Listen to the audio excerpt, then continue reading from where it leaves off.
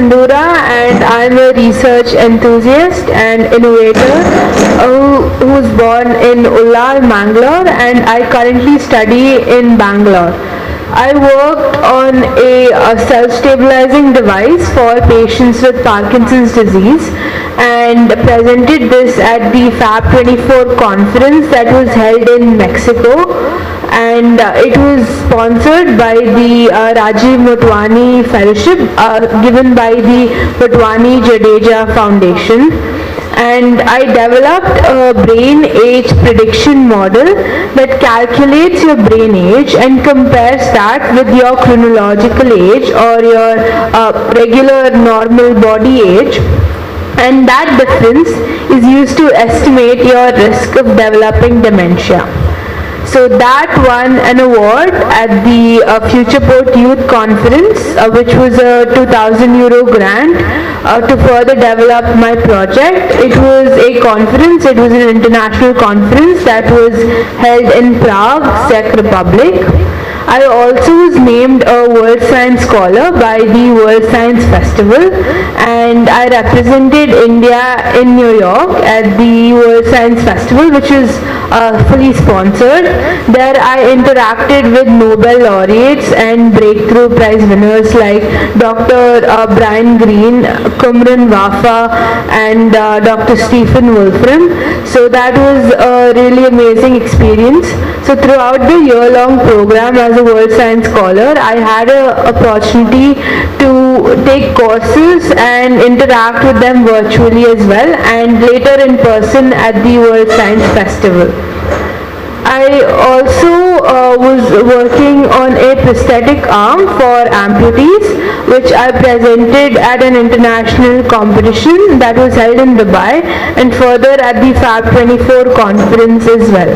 And recently I was awarded the Pradhan Mantri Rashtriya Bal Puraskar Award in the category of innovation for 2025. I had the opportunity to interact with the Honorable President as well as the Honorable Prime Minister of India during Veer Bal Divas. The award ceremony at Rashtrapati Bhavan was followed by a parade of Indian cultures at Bharat Mandapam on the same day, on 26 December 2024. So it was an amazing experience hearing from the leaders who lead our nation, and the Prime Minister, Mr. Narendra Modi ji, encouraged me to go ahead in research and asked about my projects and what I've been working on. Thank you. About that module that detect dementia symptoms, and perhaps I think another. What is the current status of that research, and how you are going to take it forward, put into practice in the medical field? Received a lot of emails and messages regarding people who really want to use my product, and I've actually patented my brain age prediction model and will file another patent for my vibrotactile device that I recently presented. I will also go ahead in the startup sector aiming at rural India and uplifting rural Karnataka as well as citizens of India who are diagnosed with Parkinson's with respect to a therapeutic device, and I plan to expand it worldwide as well. So that's a possibility, and I will be able to, right now it's in a minimum viable product stage, that is like more of a prototype, and I will develop this into a full-fledged product soon. Have you got any support from any agency like the government with respect to patenting, but patenting was managed by New Horizon College of Engineering. I filed the patent through them, through the incubation center at New Horizon College of Engineering, and I have also worked at ATL Labs, that is a government initiative that is through the Atal Innovation Mission, and they help me with the development of prototypes, materials required for development as well as research purposes. And how significant this particular module you developed in the current scenario, especially in medical field. So can you elaborate on that? See, the main problem is that Parkinson's. Let's break it into two parts: diagnosis as well as treatment. Parkinson's disease affects 10 million people worldwide, and the number is expected to double by 2030. So it's a lot of people who are undiagnosed at this point as well. And if you diagnose Parkinson's early on, you can potentially improve patient outcomes by starting therapies as well as medical treatments early on in a person's Parkinson's stage. So that's important in the case of positive patient outcomes, as well as that's why I've developed certain tests for diagnosis of Parkinson's, which was a spiral test as well as a voice-based test, as well as the brain age prediction model. And then with respect to treatment, there is the treatments currently available in the market, that is deep brain simulation as well as a wristband sort of thing. Those are really expensive and they cannot really help rural India because they are only available in world-class institutes like really good hospitals, and only a few of them are available in India. And comparatively to the population of India, there's a large gap between the cost and the poverty line. So people below the poverty line and like even the middle class families cannot afford that, and these take a lot of time. So that's why I have developed a device that sends vibrations to the fingers of patients at different intervals that reduce tremors and additionally improve symptoms like freezing of gait as well.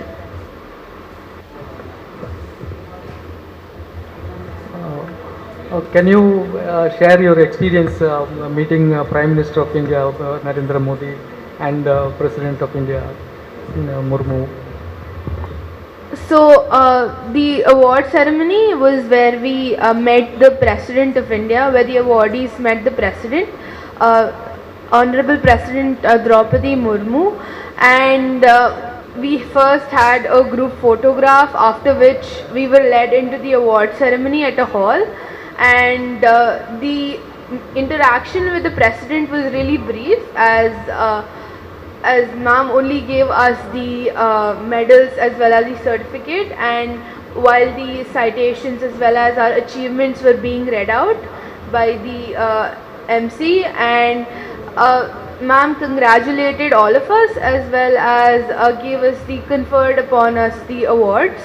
Further, later in the afternoon, just before the Veer Bal Divas ceremony at Bharat Mandapam, we were invited to the Prime Minister's launch, and there we interacted with him for about 1 hour totally, as there were 17 awardees and the highlights were shared as well.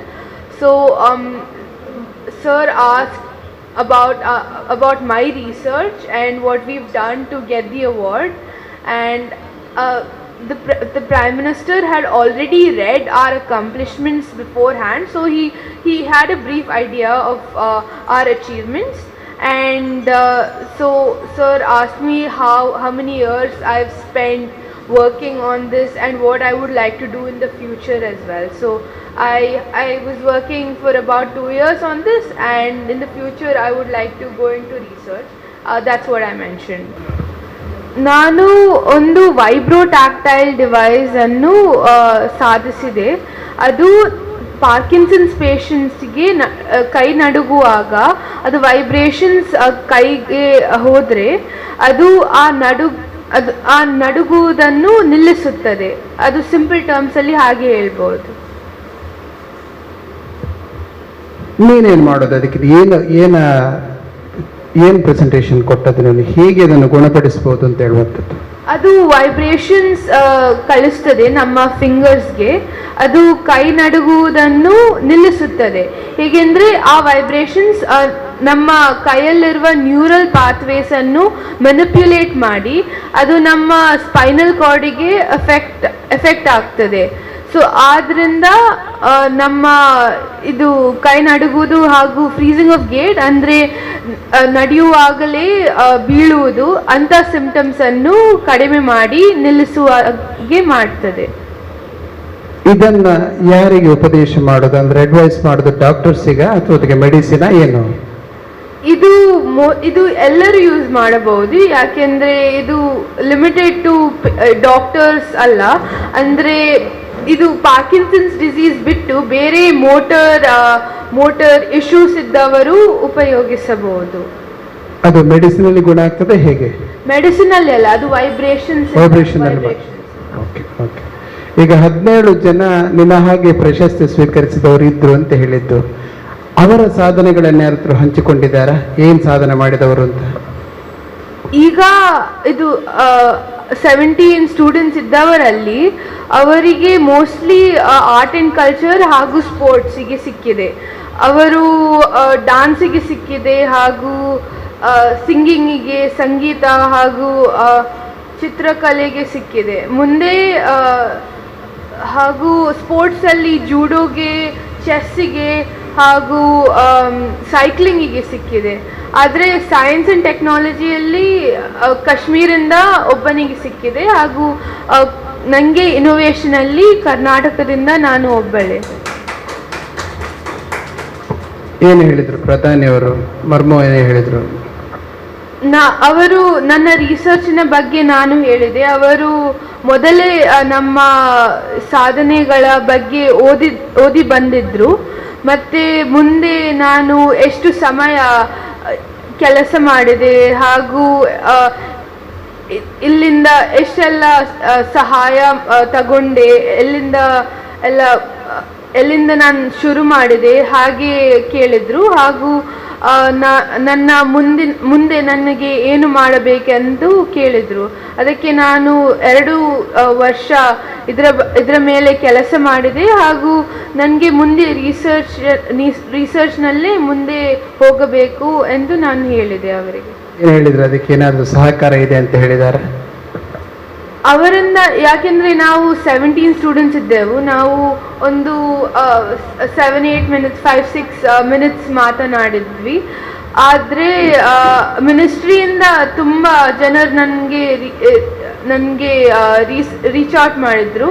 ನನಗೆ ತುಂಬ emails ಬರ್ತಿದೆ, ಹಾಗೂ ministry of ಎಜುಕೇಷನಿಂದ ಒಬ್ಬರು ನನಗೆ contact ಮಾಡಿದರು. ಒಂದು ಕರ್ನಾಟಕದಲ್ಲಿ ಬ್ಯಾಂಗ್ಳೂರಿನಲ್ಲಿ ನಡೆಯುವ ಒಂದು VC ಪಿಚ್ಚಿಂಗ್ಗೆ ಭಾಗವಹಿಸಲು ಕಾಂಟ್ಯಾಕ್ಟ್ ಮಾಡಿದರು. ಹಾಗೆ ನನಗೆ ತುಂಬ ಇಮೇಲ್ಸ್ ಬರ್ತಿದೆ. ನನಗೆ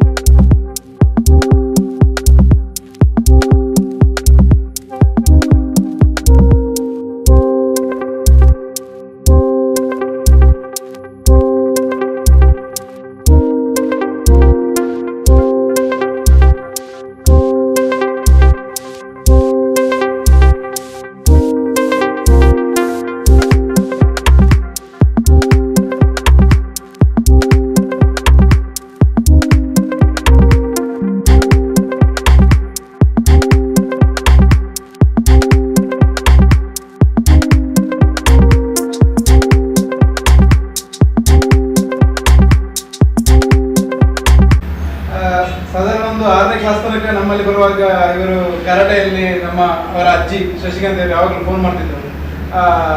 ಅವ್ರದ್ದು ಕರಾಟೆಯಲ್ಲಿ ಪ್ರಶಸ್ತಿ ಪಡೆದಿದ್ದಾರೆ, ಡ್ರಾಯಿಂಗಲ್ಲಿ ಒಂದು ಫೋಟೋ ಪೇಪರಲ್ಲಿ ಹಾಕಿ ಅಂತೇಳಿ ಹಾಕ್ತಿದ್ರು. ಆದರೆ ಕೊರೋನಾ ಸಮಯದಲ್ಲಿ ಕೆಲವರ ಪ್ರತಿಭೆಗಳೆಲ್ಲ, ಎಲ್ಲ ರೀತಿಯ ಪ್ರತಿಭೆಗಳೆಲ್ಲ ತೆರೆಕೊಂಡದ್ದೆಲ್ಲ ಕೊರೋನಾ ಸಂದರ್ಭದಲ್ಲಿ. ನಮ್ಮ ಸಿಂಧೂರ ರಾಜರಿಗೆ ಕೊರೋನಾ ಸಂದರ್ಭದಲ್ಲಿ ಅವಳ ಪ್ರತಿಭೆ, ಈ ಸಂಶೋಧನಾ ಒಂದು ಅವಳ ಒಳಗಿರುವ ಒಂದು ಪ್ರತಿಭೆ ಗುರುತಿಸಿದ್ದೇ ಕೊರೋನಾ ಸಂದರ್ಭದಲ್ಲಿ. ಅವಳಿಗೆ ವರವಾಗಿದೆ. ಏನೋ ಲ್ಯಾಪ್ಟಾಪ್ ತಂದು ಕೊಟ್ಟರೆ ಅವರಿಗೆ ತಂದೆಯವರು ಆನ್ಲೈನ್ ಎಜುಕೇಶನ್ಗೆ ಅಂತೇಳಿ ಆ ಲ್ಯಾಪ್ಟಾಪ್ ಅನ್ನು ಇಟ್ಕೊಂಡು ಇವುಗಳು ಇಂದು ಸಾಧನೆ ಮಾಡಿದ್ದಾರೆ. ವಿದೇಶಗಳಿಗೆ ಹೋಗಿದ್ದಾರೆ. ಸಾಧಾರಣ ಲಾಸ್ಟ್ ಇಯರಲ್ಲಿ ಅಂತಾರಾಷ್ಟ್ರೀಯ ಮಟ್ಟದ ವಿಜ್ಞಾನ ಸಮ್ಮೇಳನದಲ್ಲಿ ಮೆಕ್ಸಿಕೋದಲ್ಲಿ ನಡೆದ US ಹೋಗಿದ್ರು. ಅದೇ ರೀತಿ ಹಲವು ಸಾಧಾರಣ 60 ರಾಜ್ಯ, ರಾಷ್ಟ್ರ, ಅಂತಾರಾಷ್ಟ್ರೀಯ ಮಟ್ಟದಲ್ಲಿ ಪ್ರಶಸ್ತಿಗಳನ್ನು ಪಡೆದಿದ್ದಾರೆ ಬೇರೆ ಬೇರೆ ರೀತಿಯ ಸಂಶೋಧನೆ. ಕೊರೋನಾ ಸಂದರ್ಭದಲ್ಲಿ ಅವರು ನ್ಯೂಮೋನಿಯಾಗೆ ಸಂಬಂಧಪಟ್ಟ ಹಾಗೆ ಸಂಶೋಧನೆ ಅದರ ಬಗ್ಗೆ ವೈದ್ಯರೊಂದಿಗೆ ಮತ್ತು ಸೈಂಟಿಸ್ಟ್ಗಳೊಂದಿಗೆ ಮಾತಾಡಿ ಅದನ್ನು ಹೇಗೆ ಅದಕ್ಕೆ ಪರಿಹಾರ ಕಂಡುಹುಡುಕ ಸ್ಟಾರ್ಟ್ ಮಾಡಿದ ಸಂಶೋಧನೆ ಈಗ ಪಾರ್ಕಿನ್ಸನ್ಸ್ ಅದಕ್ಕೆ ಸಂಬಂಧಪಟ್ಟ ಹಾಗೆ ಅವಳದು ಕೃತಕ ಸ್ಪೂನ್ ಅದೇನು ಡಿವೈಸ್ ಅನ್ನು ಕಂಡುಹಿಡಿದಿದ್ದಾರೆ. ಅದರೊಟ್ಟಿಗೆ ಅಟಲ್ ಟಿಂಕರಿಂಗ್ ಲ್ಯಾಬ್ ಇದರಲ್ಲಿ 100 ಮಂದಿ ದೇಶದ ಸಾಧಕರಲ್ಲಿ ಓರ್ವಳಾಗಿದ್ದಾರೆ ನಮ್ಮ ಶಿವಾನಿ. ಈ ಸಾಧನೆಗೆ ಈ 2 ಅಂಶ ಪ್ರಧಾನಮಂತ್ರಿ ಇದರಲ್ಲಿ ಅವಳನ್ನು ಗುರುತಿಸಲಿಕ್ಕೆ ಕಾರಣ ಆಗಿದೆ. ಅದರೊಂದಿಗೆ ಅವಳು ಖಾಲಿ ಅದಕ್ಕೆ ಮಾತ್ರ ಸೀಮಿತ ಆಗಲಿಲ್ಲ, ಬೇರೆ ಬೇರೆ ವಿಚಾರಗಳಲ್ಲಿ ಕೂಡ ಅವರು ಹೇಳಿದ್ರಾಗ ಬೇರೆ ಬೇರೆ ವಿಚಾರದಲ್ಲಿ ಕೂಡ ಸಂಶೋಧನೆ ನಡೆಸುತ್ತಿದ್ದಾರೆ.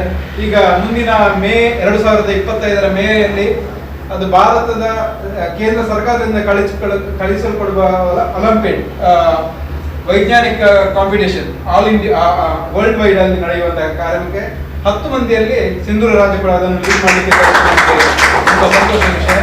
ಈಗ ಒಂದು ಅವಳ ಬಾಕಿಯ ಸಂಶೋಧನೆ ಸಾಧನೆಯ ಬಗ್ಗೆ ಅವಳೇ ಹೇಳ್ತಾಳೆ.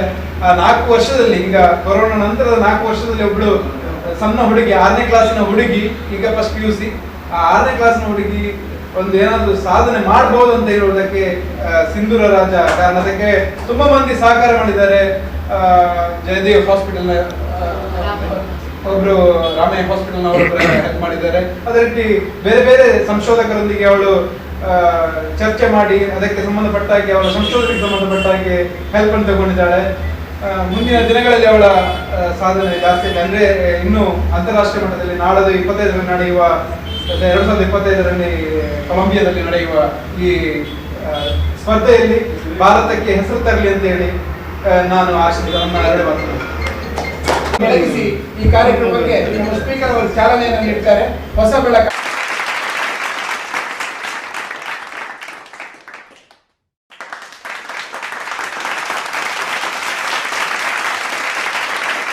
ಶಾಸಕರನ್ನ ಸ್ವಾಗತಿಸುವಂತಹ ಕೆಲಸವನ್ನು ನಾವು ಮಾಡ್ತಾ ಇದ್ದೇವೆ.